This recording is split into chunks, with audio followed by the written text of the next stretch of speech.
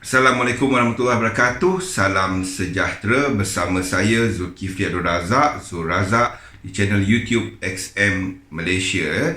Jadi video kita kali ini akan dibahagikan kepada dua bahagian. Ini adalah bahagian pertama kepada teori asas Elliott Wave, iaitu kepada fasa trending, kepada fasa motif, kepada motif structure. Okey. Apabila berlaku, basically dia adalah kepada trending. Apabila bagaimana kita nak tahu pasaran tu trending dan apa sifat dia, apa bentuk dia. Menurut Ralph Nelson Elliott,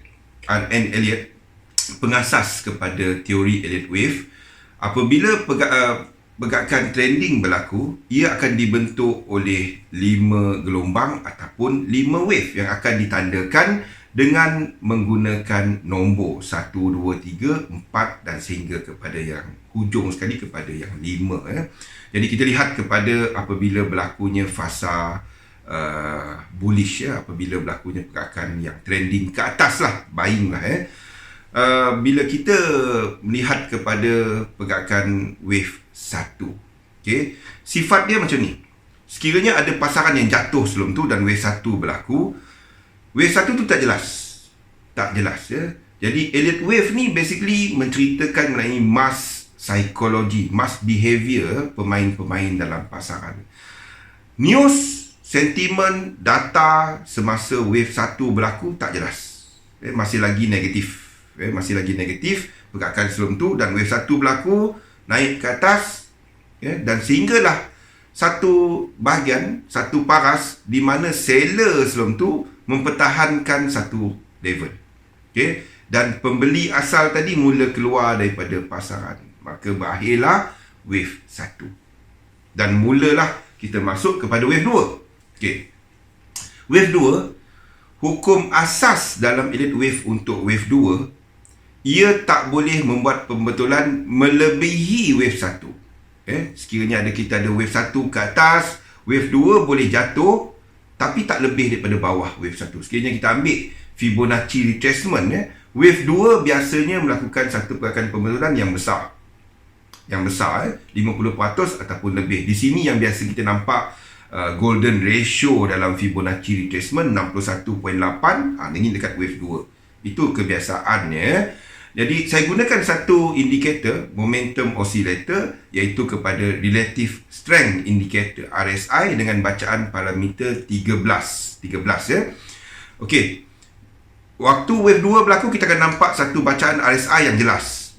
Lain sikit kalau kita nampak untuk RSI pada wave 1 tadi, tiba-tiba ada satu bacaan yang besar, itu wave 2.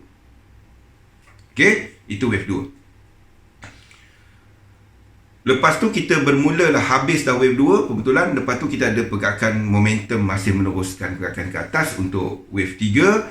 Wave 3 ni, hukum asas dia tidak boleh merupakan wave yang paling pendek.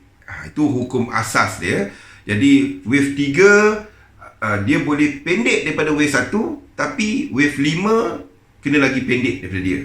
Itu sifat wave 3 ni. Hukum asas dia tidak boleh merupakan wave yang paling, pergerakan yang paling pendek lah dalam satu pergerakan trending, motif wave. Okay?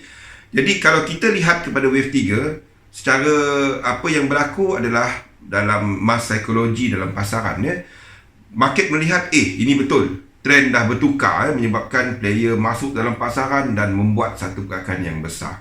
Okay? Kalau kita lihat kepada bacaan RSI, di sinilah berlakunya puncak ataupun dalam pergerakan bullish, ataupun kalau jatuh ke bawah, itulah merupakan valley ataupun merupakan lembah yang paling dalam sekali.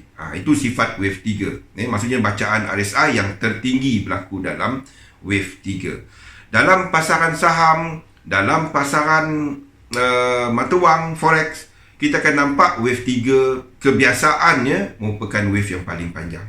Itu sifat wave 3 satu lagi.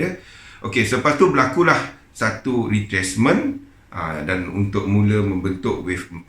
Wave 4 adalah pergerakan pembetulan yang cetek. Kebiasaannya, kalau kita ambil Fibonacci retracement sepanjang wave 3, daripada asal wave 3 sampai hujung dia, kebiasaannya wave 4 ni tidak melepasi 50%. Apa jadi kalau dia lebih 50%? saya tak gunakan the rule of alternation. Alternation ni maksudnya wave 2 tadi cetek, wave 4 kena lebih dalam, ataupun wave 2 lebih membuat pembetulan yang lebih dalam, wave 4 adalah membuat pembetulan yang lebih cetek. Saya tak gunakan rule of alternation, bertukar macam tu. Saya tak gunakan kaedah tu. Apa yang saya lihat, wave 4 tak boleh retrace lebih daripada 50%. Habis. Itu saja. Sekiranya lebih, itu lain. Saya akan tandakan, labelkan dia dengan lain. Jadi, wave 4, hukum asas dia dalam elite wave, dia tidak boleh retrace sehingga mencecah sama kepada wave 1. Itu sifat wave 4. Seterusnya kepada yang terakhir, gelombang terakhir, wave 5. Wave 5 tidak wave 5 pada waktu tu kita akan nampak dekat RSI berlakunya divergence. Itu sifat wave 5.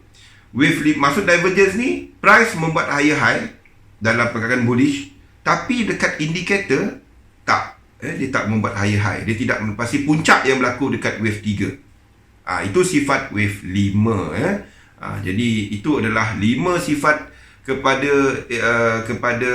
pergerakan yang membawa kepada arah dalam elite wave.